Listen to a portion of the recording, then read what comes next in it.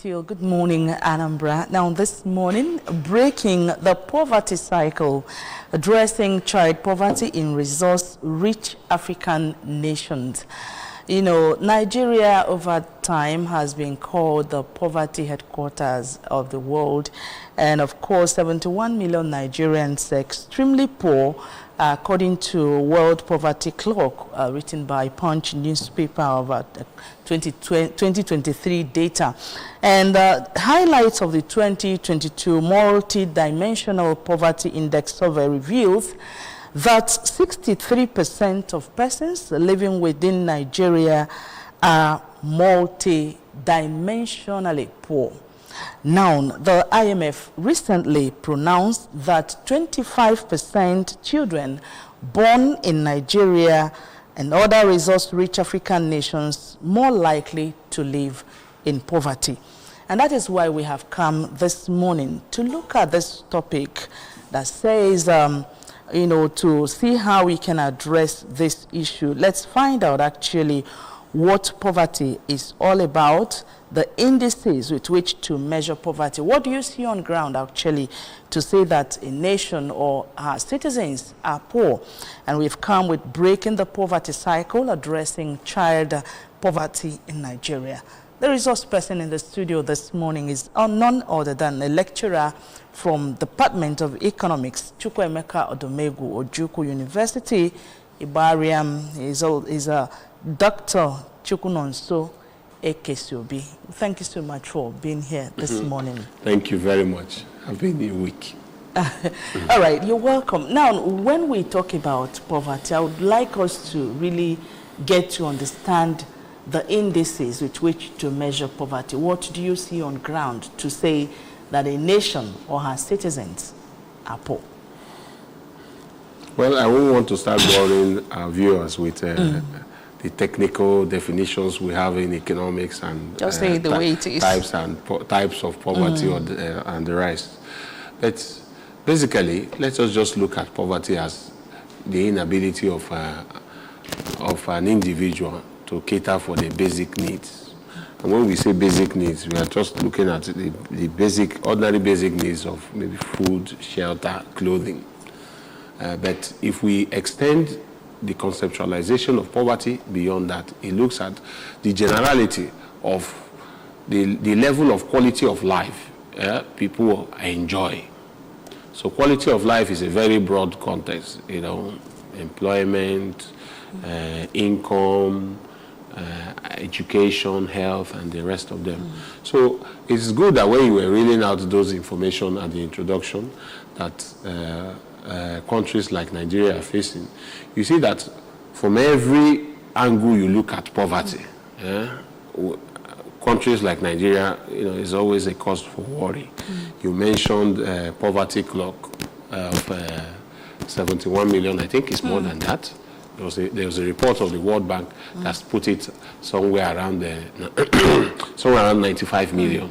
There's somewhere along the line, the National Bureau of Statistics. I know it will be higher because this is according to 2023 report. No. So then the National Bureau of Statistics is telling us, or told us rather, that 63% of Nigerians are living in multi-dimensional poverty.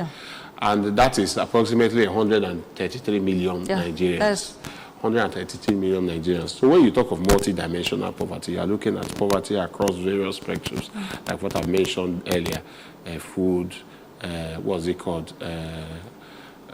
Income, your income, access to education, access to health, access to pipe water, and so on and so forth.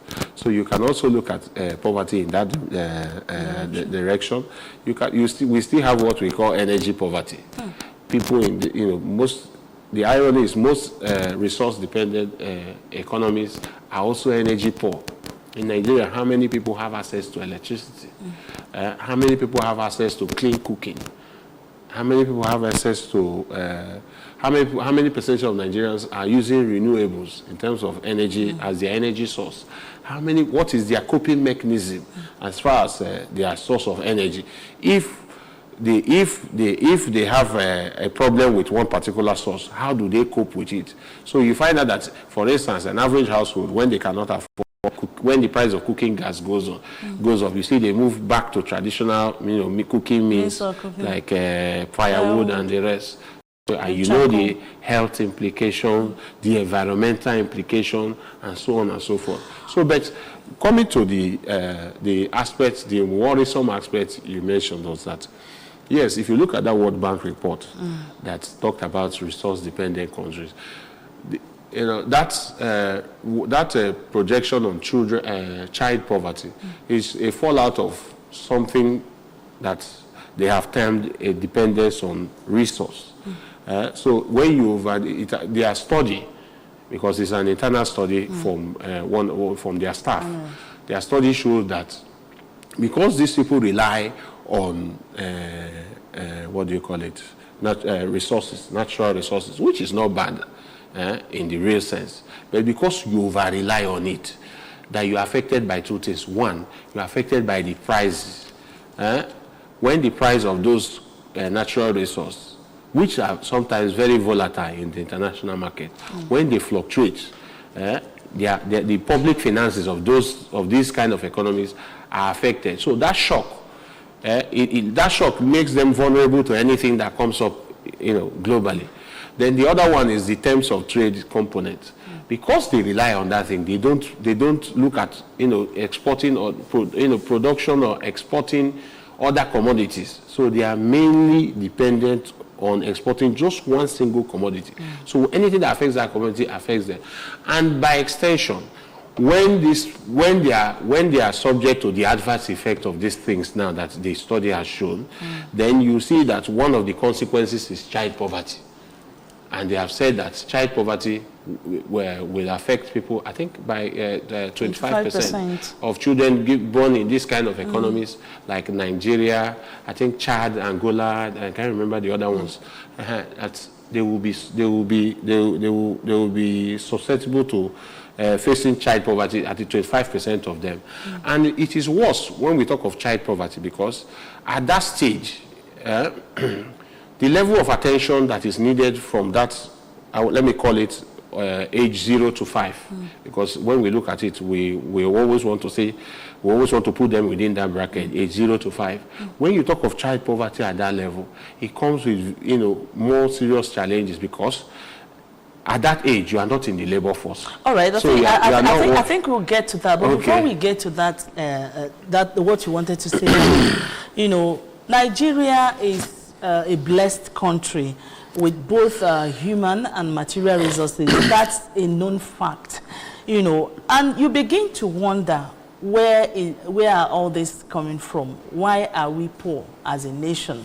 What are the causes of poverty in Nigeria? The causes of poverty are well known. It's well known to everybody. So I don't think we need to come here and start telling ourselves why we are poor. We just need to look at what what we like call the higher income or countries. Developed nations of the world. We can still call them higher income countries. What they are doing, what is obtainable over there that is not obtainable over here. And if you look at that IMF study, they give you. I think it's important for us to talk about it. They give you a hint of what they are doing right that we are not doing right. One is the nature of our macroeconomic environment.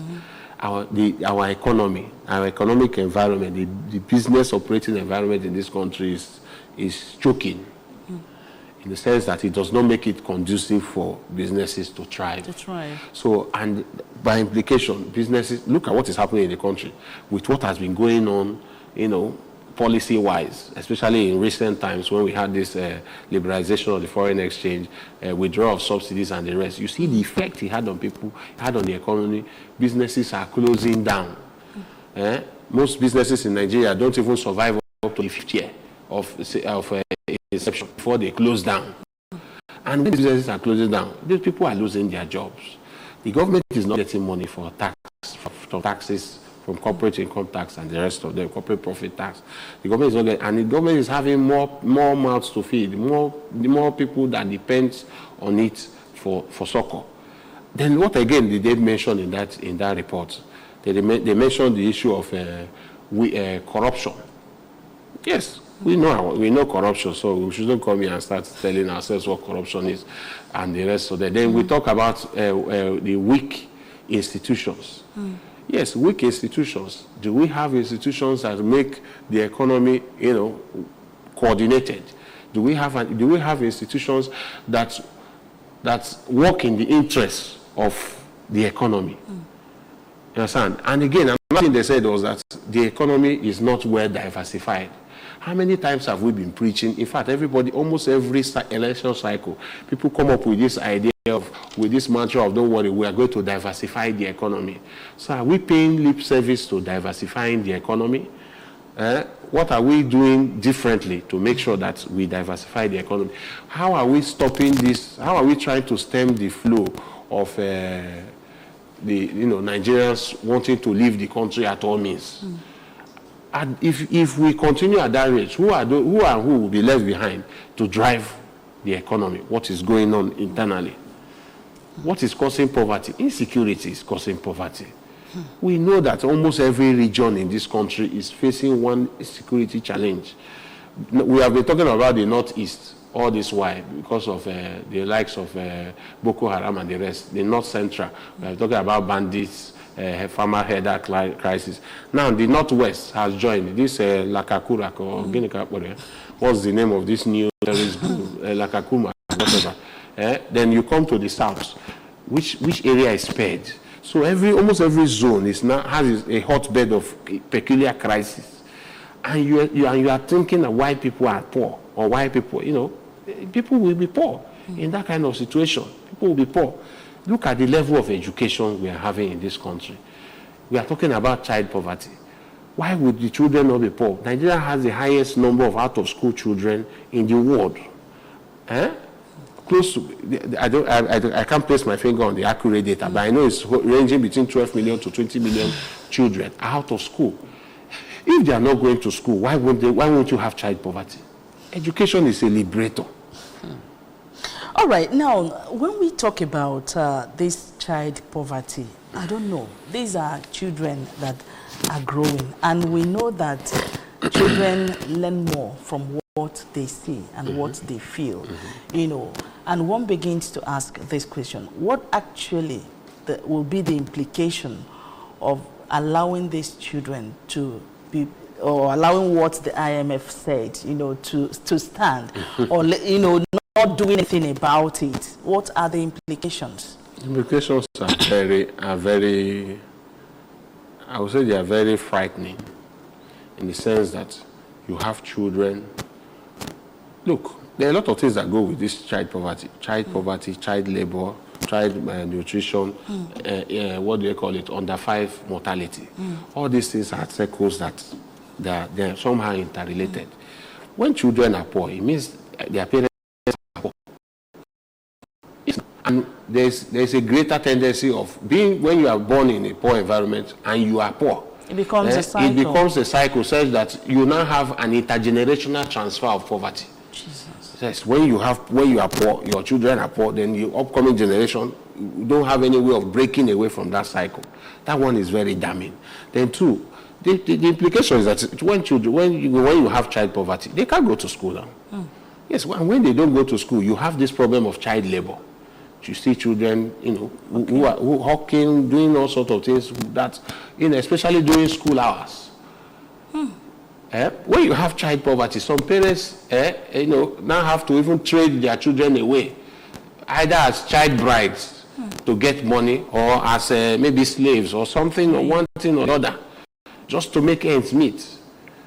I don't need to talk about those children that are now employed as beggars, professional beggars in society. When there's child poverty, children are malnourished, they don't eat well, and it leads to diverse health implications, especially as a neurological development, stunting. Yes, we are having a rising rate of stunting, in the sense that people don't and we are seeing all these things, and it seems those in positions to do something about it are not really thinking towards that. And we are talking about being productive as a nation. We are talking about trying to see whether things will change for the better, looking at what is happening current situation in the land. And now, what do you think are the implications of this on families and, of course, the society at large? The society should be getting ready for what is to come, because very soon we'll be overwhelmed by these children. It's a time bomb waiting to I think explode. a politician used to say back then that the society we have built today, will take children. Yes, that's basically what is going to happen, because these children, when left on their own, without giving them the necessary attention, nature abhors a vacuum. So one way or the other, these people will form easy recruits into other things that may be detrimental to society, and all of us will bear the brunt. Similar to what we are bearing today. We are about security. Most of the people who are perpetrating all these things are people who, if we had arrested their situation long ago, they will not be in what they are today, and they are easy converts into all these negative things that happen in society. So for the family, definitely, you have seen what is happening in most families today. No child wants to suffer again. Everybody wants to be like that politician they are saying, or they know that this is a society that respects money. So when they respect money, everybody wants to get that money at all costs. You see children nowadays doing unimaginable things. Children, you see them. What is obtainable in social media today? You see children doing. You'll be amazed the kind of things children are now doing, and they tell you, and you'll be wondering. Children are now going into child prostitution and other crimes. Children are now are now involved in setting up, their families, killing their parents, all in the name of they want to make money. So these things are crazy. The society will still pay for it. So it's not enough to come out and say that, for instance, when they talk about these things, we look at it and we laugh. Why? Because, for instance, the government will come out and say, and it's not any particular government, it's as if it's the general solution we have for any problem we have. For instance, my friend used to say that anytime there's a problem in Nigeria, just share rice. If the problem is flood, share rice. If it's a bandit attack, share rice. Anything that happens, share rice. So now, when you talk about child poverty and the implications, the first thing they will tell you is, we have given free education. Yes, you give free education. That's a welcome development. But what is the quality of the education those children are receiving? That is another thing. What is the quality of it? What are the measures you are taking to make sure that, yes, you improve this thing? There are tangible results attached to this thing. You just give free education. Somewhere along the line, you say they pass WAEC. Okay, after passing WAEC, what next? When we talk about this, or the way you're speaking, one begins to wonder whether the kind of elders we have in Nigeria, the kind of elders that will cross the bridge and break the bridge and not allow others to cross after them, is that the kind of elders we have? Or one should even wonder, why should we allow the situation to get to this level? Well, because there are people that came before them, before the elders presently. Did they allow such to happen to them? So why are they allowing such to be in the land at this point in time? Why do you think so that is happening? There's no political will. Basically, there's no political will. If the political will is there, we have seen, not even borrowing from external examples, internally, this country at some point ran this same free education we are pushing today. And many of the Nigerian elites today benefited from free education back then, even up to tertiary level. So they experience... And even the quality. Yes, the quality. That's what you are saying. So even the quality. So they enjoy these things. Then where did we miss it? Is it that they felt that, okay, the more you educate your citizens, the more they are enlightened to hold you to account. You. Yes, make you to ask questions about your stewardship and the rest of them. So what do? You now want to perpetuate them in poverty. such that the only thing they can be able to, demand for you is what to eat. Just ready for her to, and that is their own assessment of a country that works. No, education, like I said, education should be. The issue of poverty, child poverty, should be solved. It's not when you come, you give a largesse. You come and say you are giving children you are giving them this. All those interventions. Are we still hearing of the school feeding program? That if it still exists, can you go around and check what they actually feeding these children? Yes. What is the quality of teachers these people are getting? What are the conditions in which they are being taught? What facilities are being used to educate these people? In terms of healthcare, if a child is sick today, like I said, we have a high level of infant mortality, especially under 5 mortality, where you see children dying, because of illnesses that that are treatable, are preventable. Malaria, what's the other one? Typhoid and the rest. This is that should not. If children are well fed, are well looked after, we shouldn't have this kind of problem. These are the potentials that we are supposed to be managing, we are supposed to be harnessing, so that we can benefit from it. In fact, it is projected that in the next 20-30 years, that Africa, especially, will have more than half of the youthful population in the world. So what are we thinking in that direction? How are we planning to make sure that we are not producing poor children who will become poor people tomorrow and who will be dependent on external assistance? You're still going around cap in hand, begging for foreign direct investment, foreign aid. There's this saying that what goes around, comes around. When you think you are, or maybe my children are comfortable and your neighbor's children are not comfortable, or you don't have anything to worry about your own children. Because I'm a mother, and sometimes I think in this same way. After maybe nurturing your children to be responsible in the society, and they come out to meet with other people, do our leaders ever think this way, that those children that live in poverty today might come up tomorrow to meet their own children that never experienced poverty, and what actually becomes of those your kids that are rich kids? So do they ever think about that?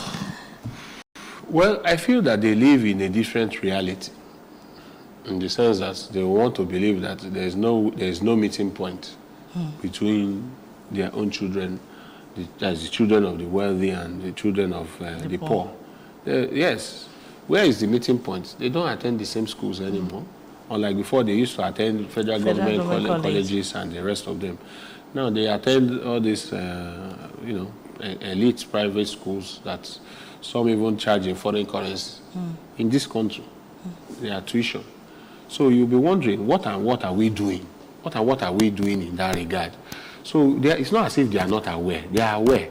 When it comes to job opportunities, they cannot meet. The kind of jobs they make available for the poor, it's not the kind of jobs their kids take up. Their kids take up, job opportunities in, established organizations, oil companies, banks, development houses, government ministries, departments, and agencies. These are the kind of places you see their children. Then when you come to children of the poor, you start hearing of all these interventions. You come and you win, Shopee. What's the other one again? Where they give 30,000 and the rest of them. What will 30,000 do for you? They will start telling you, come and learn how to make soap, how to make beads, how to make this and that. If they make that soap, will those people patronize the soap? All right, you hold it. The program is Good Morning Anambra, and we are talking about an issue of great importance, breaking the poverty cycle, addressing child poverty in resource-rich African nation. And of course, we've talked a lot, knowing that the rate is so high of child poverty in Africa, Nigeria, and of course how we've been rated as the poverty head in the whole world. And at this point, we are going to take a very short break. The program returns after now. Do join us again.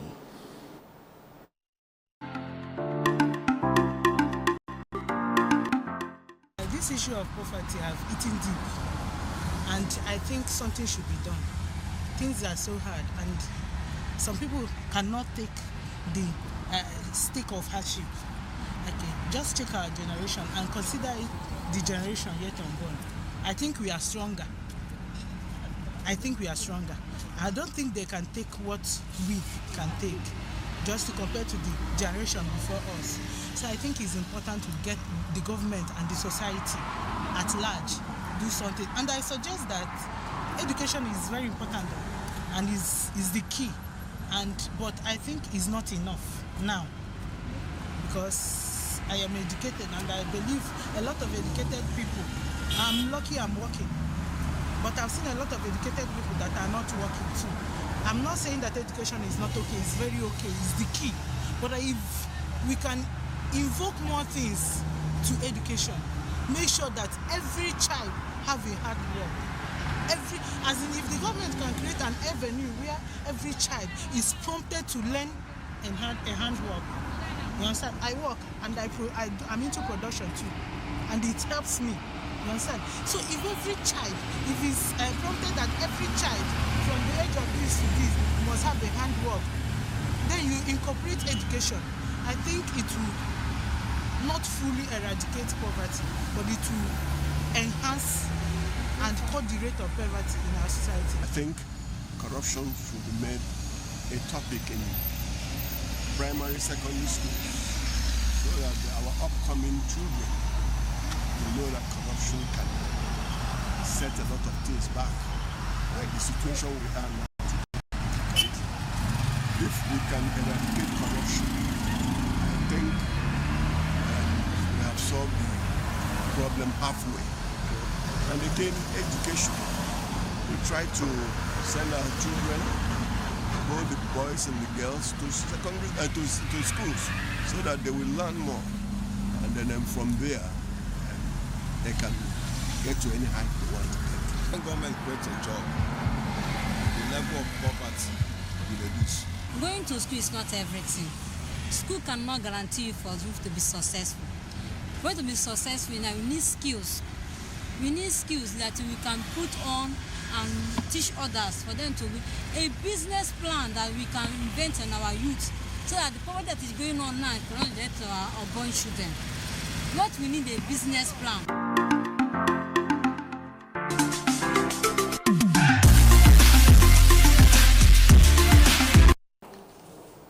We've been joined by Professor Dennis Aribodo, Southeast Coordinator, Civil Society for Malaria Control, Immunization and Nutrition, ACOMIN. You're welcome to the studio, sir, Professor Aribodo. Thank you. Thank you, Sylvie, Doctor. Welcome, sir. All right, we've gone to the field to feel the pulse of the masses concerning the issue at hand, talking about the breaking the poverty cycle. And with Doc in the studio, we've really talked a lot about this child poverty, which the IMF came up with recent pronunciation that about 25% children born in Nigeria and other resource-rich African nations more likely to live in poverty. You know, why do you think this is so, Aribodo? It is so because the IMF and the World Bank created it. How? Yes. From the 80s, under the military, and IMF and the World Bank have tried to capture Nigeria and Africa and dictate how we live our lives. If you recall, under Babangida there was a structural adjustment program It's not a made in Nigerian product. It is made in IMF and World Bank product. And the Nigerians listed it using Nigerian Labour Congress, and that's all the workshops, seminars, symposia held were against IMF. But because Bangida is a baby and agent of IMF, and being a military man, he pushed it through. And that is the beginning of our problem to today. All those policies. And the worst of it is that our leaders are not made in Nigeria. I mean African leaders. Most of them are not made in Africa. They are determined by these international bodies. And the most devastating aspect of it is that they have entered into our educational system. They started our secondary schools, primary schools, and now targeting universities. So we need to start solving this problem from the root by decolonizing our mentality. Don't you think what you're saying is a grave allegation against Everybody IMF? knows it. Some nations that are against them know it. Go to Cuba, go to even some Western nations like America, Europe. They know it. But why should we allow ourselves to be trapped that way? It's not about allowing. They came here and they colonized you. And you force them to go when they don't want to go. And they've seen so much in Africa. And even their curriculum over there, they say that Africa must be poor for them to continue relevant. It is there. Internet has made it open. So what we need is to have a new thinking among ourselves and to bring in pan-Nigerian, pan-African leaders that would look at them at their face and say, colleagues, gentlewomen, this museum you are doing is not correct. Go and meet anybody that has worked on IMF and World Bank, who is an African, and interview him or her. He will tell you that at a point in time, at certain decisions, they are excluded. Why? So what we are looking at is not just what they said. It is a calculated effort.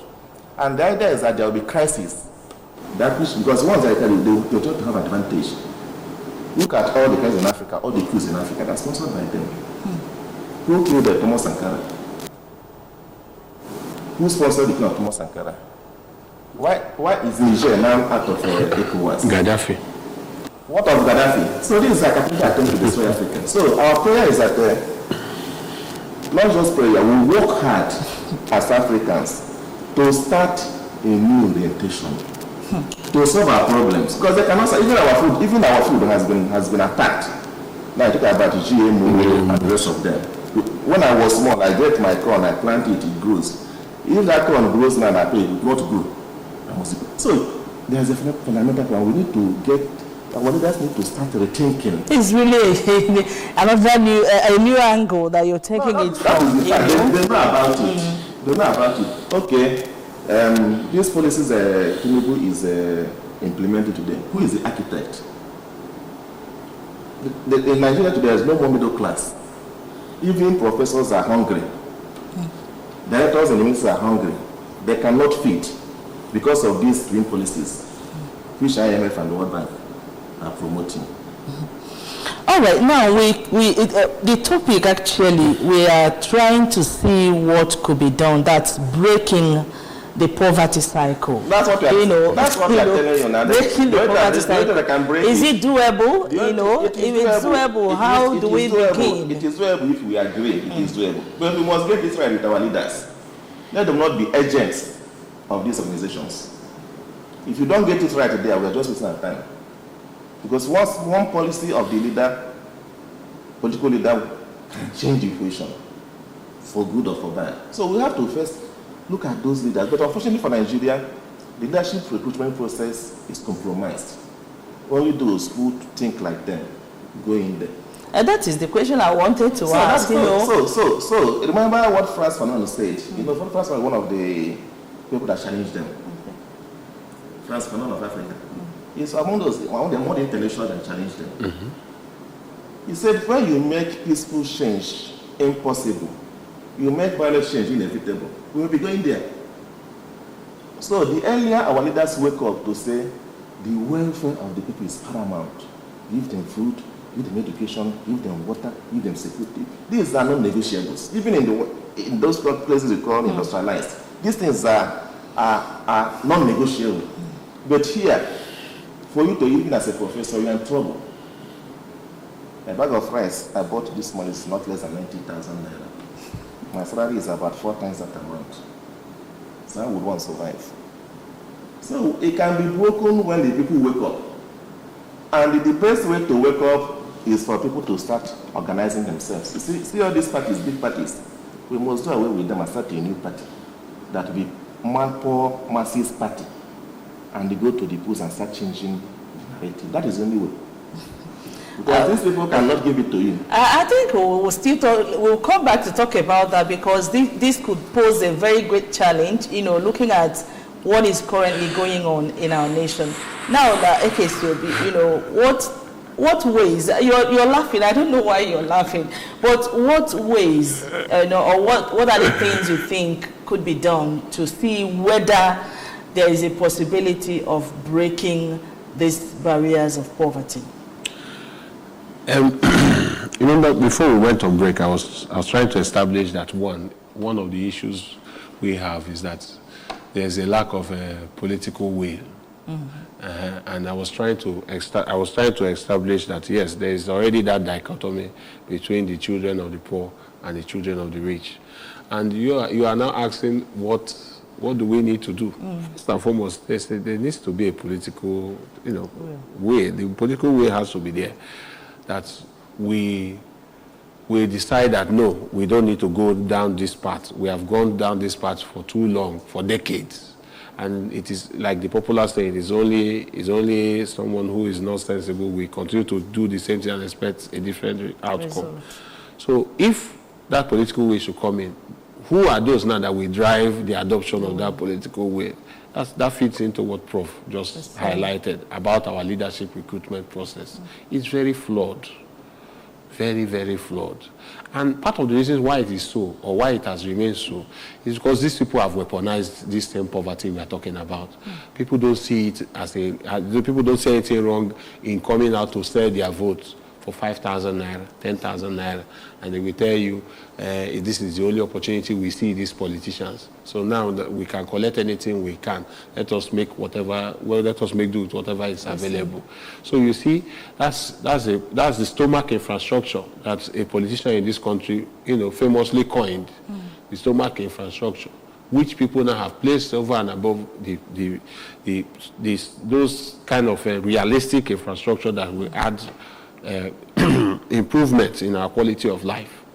So you see that by doing so, the same citizens that Prof is rightly arguing for to wake up and demand this change, they are too weak, they are too poor, they are too uneducated. Poverty of the mind.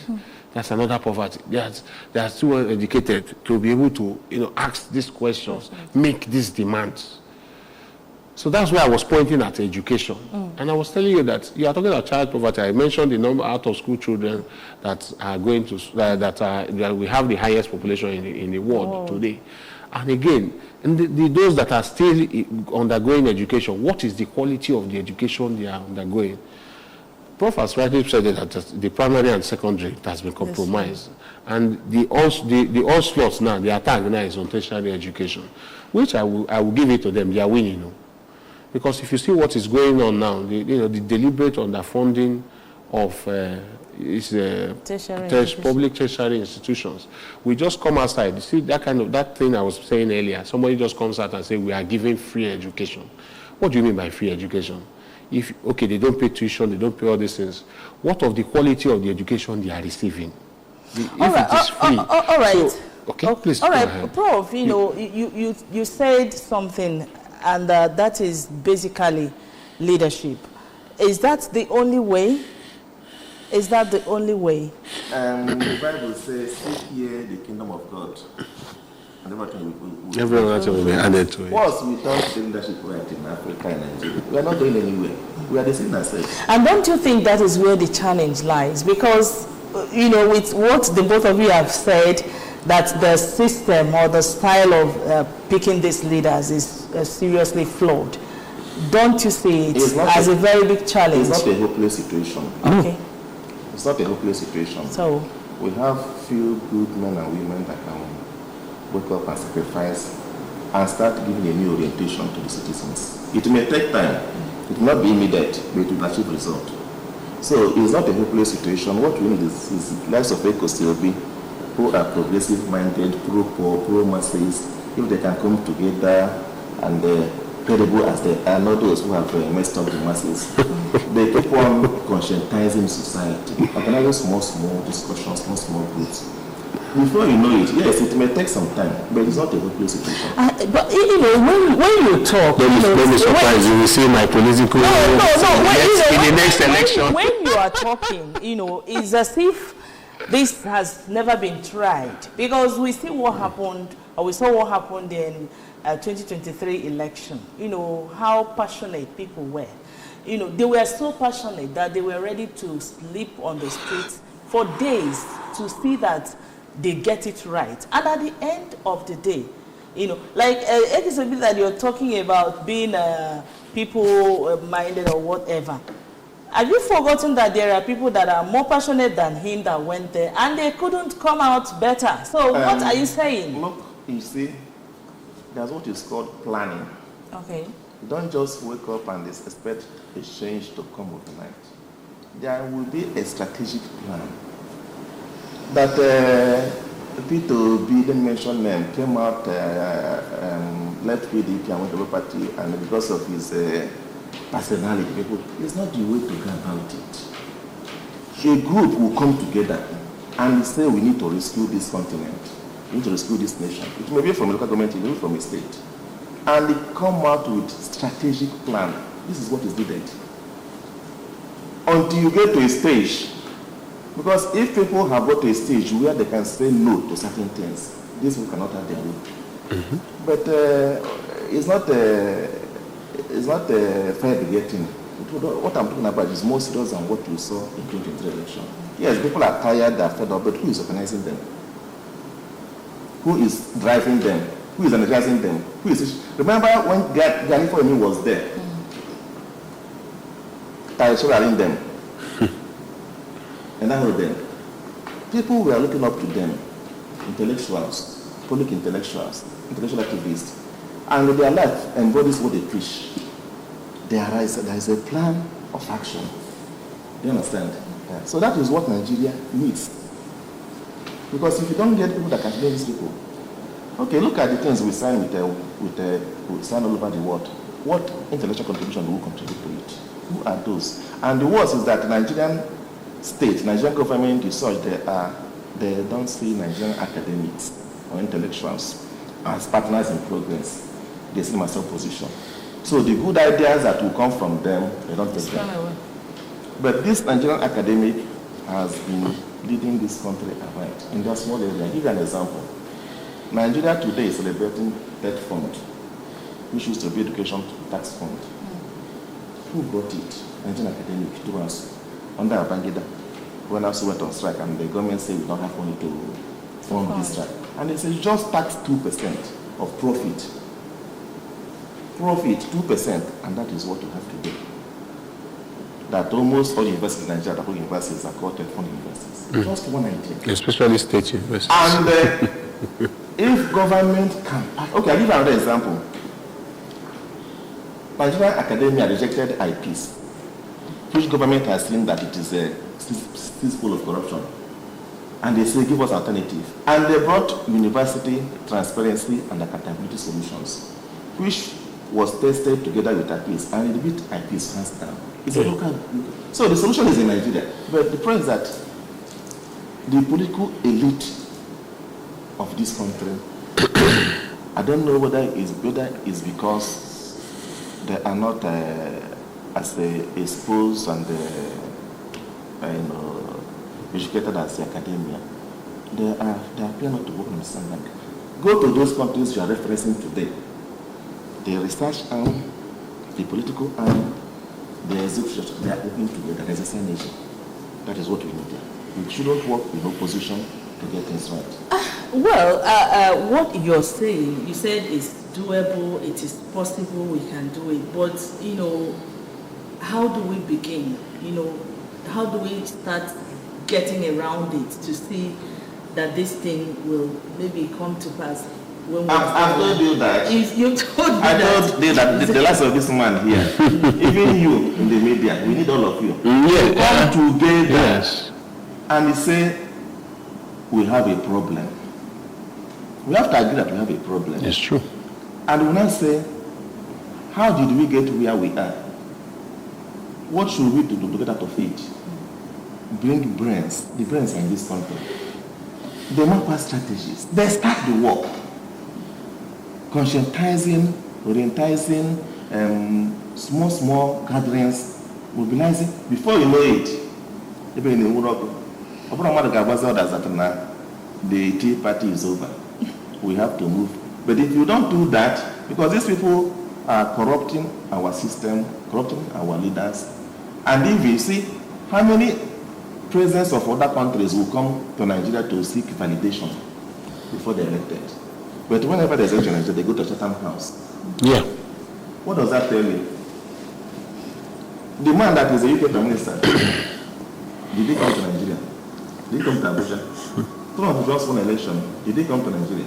Go to Germany, go to Japan, go to Korea, go to Singapore. Did they come? But because we are people that they feel they have conquered, and because they give us leaders, because we don't produce those leaders.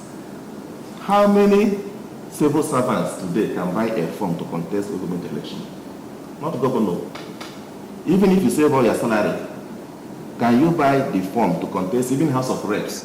So these are where the problems are. So that's why I was saying there must be a new beginning. People's party, whereby the party will buy the form for you, because they see in you a credible personality, because of your intellect and what you stand for, and sponsor you, not you sponsoring yourself. So you'll be answerable to the party. That's not what we have today. Look at what is happening in PDP. We gave us people, two strong individuals. The institution is dead. The same thing with Labour. Even APC, because they are in power. If they look for this power now, you see trouble. So we need to get to that, what it used to be. We are leaders fear party. And this party must be credible party. How can you say that for me to contest a governor, I will buy a form of 100 million naira? Just to buy a form. What is my name? What is the minimum wage? So these are so automatically they've written excluded over 99% of Nigerians. Over. And the right people inclusive. You know, okay, beautiful picture painted by Prof here, you know, of what could be done. Where do we see ourselves? You know, where do we see ourselves when these things are put in place? What kind of a nation do we look forward to seeing in the nearest future? When you say it's doable, it's possible, so let's see what happens after that. Hopefully, when we do the right things, we all will be the beneficiaries now. Yes, at the introduction, you called us the poverty capital of the world. We will transit from that position to something better. Yes. We'll have the re-emergence of the middle class, which Prof rightly said has been eroded. When that middle class emerges, the economy will be favorable now. See, this thing we keep brandishing around that Nigeria, when we are talking to foreign investors, we say we have the population, we have the market. When you have a poor population, that person who is coming to invest in this country will not recover that investment. So what use are you having over 200 million people who are poor? If you come here and produce anything, can they afford it? So we need to, the middle class needs to re-emerge. When it re-emerges, then every other thing will follow suit. Nigerians will now have the opportunity to choose. Because now it's as if we are just left with whatever, we are forced to take whatever option we have in almost every commodity. Yes, housing. How many people can afford to live, in decent spaces now? You see people now relocating to, suburbs, remote areas, and coming out from here, the transport is not even friendly. So you spend a large chunk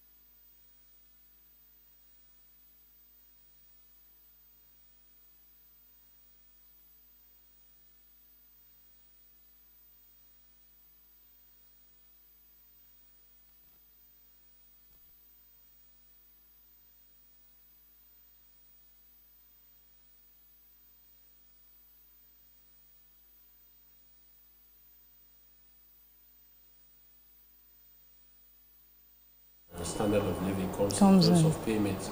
The Prof mentioned the minimum wage. You can't do that before. In fact, before the 70,000 even came on board, it has been collected. It's like the devil's gift. Before they even started paying the minimum wage, they have increased everything that they will increase to collect that money back from you. All right, breaking the poverty cycle. According to the resource persons we have in the studio, there's a possibility of getting it right. It is doable when we come together as a people, the right people. That's what you said, Prof. All right, I would like to, at this point, this is where we are wrapping up the show. I don't know whether you have, it's like you have one more thing to say before we end the show. Yes, I think we should not throw away hope. And I call on public sector individuals. It's not easy. Some of them have been trying and getting frustrated. But if God has given you such an assignment or responsibility, you don't have to run away from it. It won't be easy because great people that look at Nelson Mandela to fight for South Africa, spent 27 years in imprisonment and other injustices. Today in Africa, I don't think there's any other African more heroic than Nelson Mandela. So through our music, through our whatever we have, our education, we should start decolonizing these things so that we can look at our progress and start solving them. All right. My problem is that let us not lose it. Let us come together. The likes of my Ekis will be here, and you, the media, all of us in small groups will come together. Remember that a people united cannot be defeated. All right, let's keep hope alive. That's the message, that the cycle of poverty can actually be broken when we come together as a people. You remember that saying, good people, great nation. And I would like to thank you so much, Dr. Chukwunonso Ekesiobi, lecturer, Department of Economics, Chukwuemeka Odumegwu, Ojukwu University, Ibadan. Thank you for coming. Thank you, it's a pleasure. All right, and also the Southeast Coordinator, Civil Society for Malaria Control, Immunization, and Nutrition, Professor Dennis Aribodo. Thank you so much for your talk. Also, I had a lecture, I think Thank you so much for coming in. Thank you. At this point, this is where we wrap up the show. We thank you so much for being a part of it. Let's do this again tomorrow. My name is Nonye Mwokoye. It's a goodbye for now.